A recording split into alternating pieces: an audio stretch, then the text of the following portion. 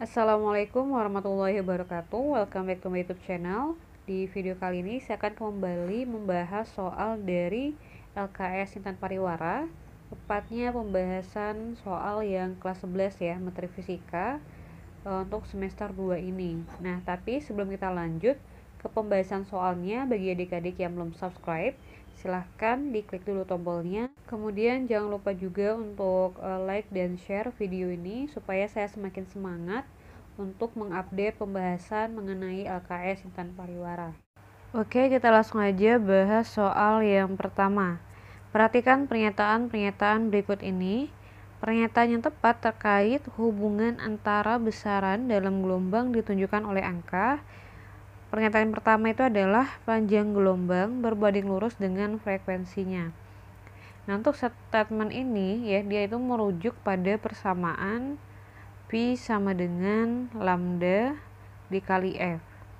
Nah, di mana V ini kecepatan ya, lambda ini panjang gelombang, dan F adalah frekuensi.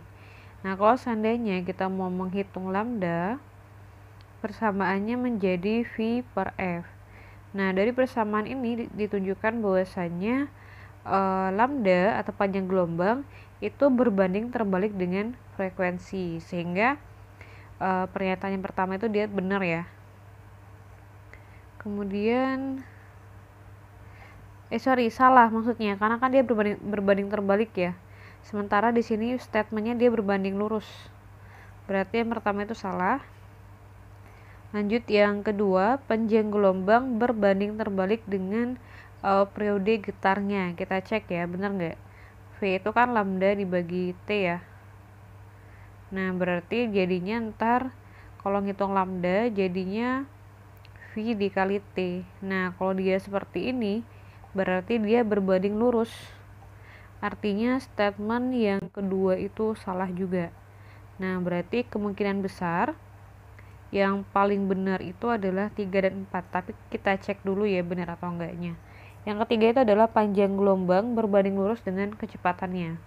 Ya jelas ya, karena kan V sama dengan lambda kali F. Nah, ini dia berbanding lurus namanya.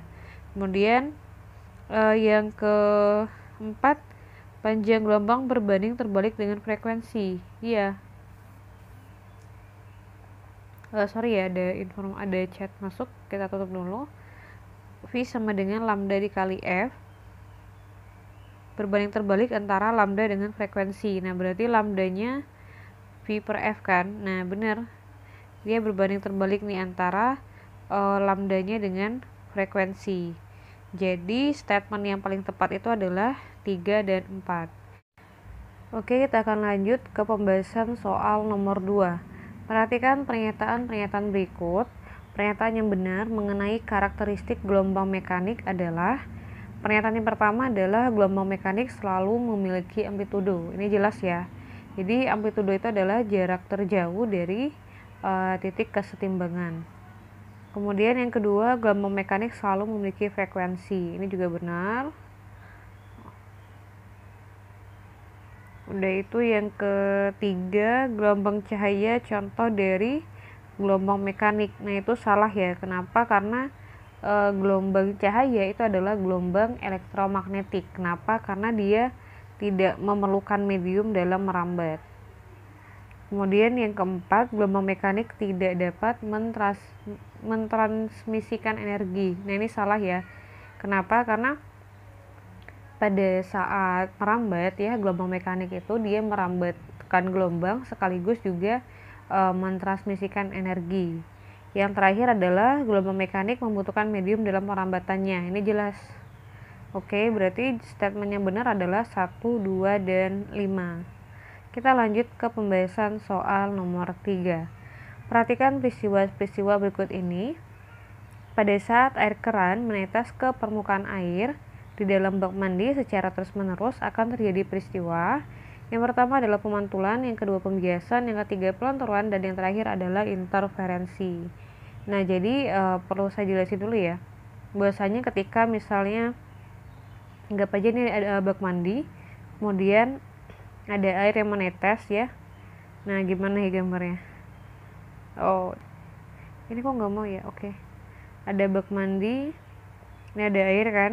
Nah, kemudian nggak usah deh gambarnya gini aja, ini ada air yang netes, kemudian ini airnya kan, nanti air yang menetes di sini dia kan bakalan jatuh nih dari atasnya, kan akan jatuh ke bawah. Nah, pada saat dia jatuh ke bawah akan terbentuk riak gelombang. Jadi kayak misalnya kamu di pinggir danau atau sungai ya, atau misalnya suatu tempat yang ada airnya lah, dan kemudian kamu lemparin batu ke sungainya atau ke danaunya, maka akan muncul gelombang kan. Nah, dia seperti itu, nanti muncul gelombang seperti itu di air yang terdapat di dalam bak mandi ini.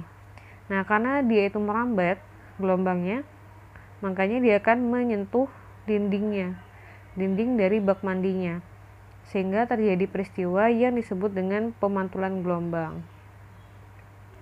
Berarti yang pertama ya, kemudian setelah dia memantul ke dinding, maka dia akan kembali ke kanan. Nah, pada saat dia kembali ke kanan, dia akan menyatu ya, atau berpadu dengan sumber dari pusat gelombangnya, sehingga terjadi yang namanya interferensi gelombang, sehingga yang benar adalah 1 dan 4.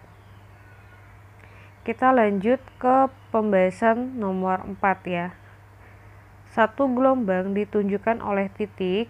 Nah, jadi untuk satu gelombang itu dia ada beberapa ciri-cirinya. Yang pertama itu adalah terdiri dari satu bukit dan satu lembah. Nah, ini disebut dengan bukit dan yang di bawahnya disebut dengan lembah. Berarti satu bukit gelombang bisa dikatakan dari titik A ke E. Gitu yang pertama. Yang kedua bisa dari B ke F. Nah, kenapa? Karena gini, saya jelasin ulang ya. Jadi yang bukit ini dia setengah gelombang, yang lembah juga setengah, berarti setengah tambah setengah adalah 1. Nah, logikanya berarti kalau yang satu bukit ini setengah, berarti kalau dia setengah dari bukit itu kan 1/4, ya enggak? Yang ini 1/4, yang ini juga 1/4, yang ini setengah. Nah, jadinya 1 kan. Berarti gitu ya, bisa satu gelombang itu dia ini dari puncak-puncak. Nah, ini namanya satu lambda atau satu panjang gelombang. B ke F ada nggak? Oh, ada. Ini ya. Atau juga bisa kalau misalnya dia ada perpanjangan gelombang lagi, ini berarti G ya, ini H, ini I. Nah, berarti juga bisa lembah-lembah. Berarti dari D ke H itu juga dapat dikatakan satu lambda atau satu panjang gelombang. Oke, kita lanjut pembahasan soal nomor 6. Gelombang transversal membentuk 2 puncak dan 3 lembah dalam waktu 5 sekon. Jika cepat rambat gelombangnya 3 meter per sekon, panjang gelombang tersebut adalah, nah kita iniin dulu ya, kita tentuin dulu terdapat berapa jumlah gelombangnya. Nah, untuk mengetahuinya kita bisa baca dari statement ini, 2 puncak dan 3 lembah. 2 puncak 3 lembah berarti kita gambarin dulu. Kita gambarin dulu 2 puncak 3 lembah ya, berarti kayak gini. Nah, ini 2 puncak, lembahnya 3, ya kan? Nah, kita hitung ya ada berapa gelombang. 1, 2, setengah. Berarti N-nya itu 2,5. N-nya 2,5. Kemudian ini T, waktu. Kemudian ini V. Yang ditanyakan berapa lambda.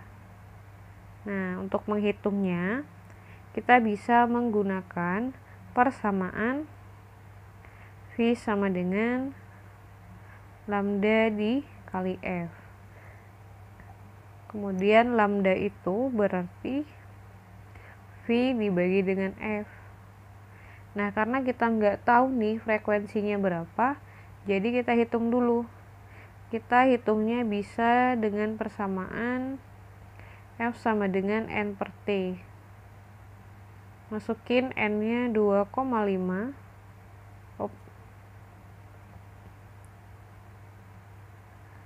T-nya berapa? 5 ya? jadinya berapa? Ini jadinya 25 dikali 10 min 1, 0,5 ya. Iya, 0,5 karena 25 bagi 5 kan 5 tuh, berarti kalau desimal jadinya dia 0,5. Frekuensinya 0,5 Hz. Oke, tinggal kita masukin aja V nya 3, frekuensinya setengah tadi ya, berarti dapatnya adalah 6 meter. Oke, sekian dulu pembahasan video kali ini. Jangan lupa untuk klik tombol like, share, dan subscribe. Terima kasih. Wassalamualaikum warahmatullahi wabarakatuh.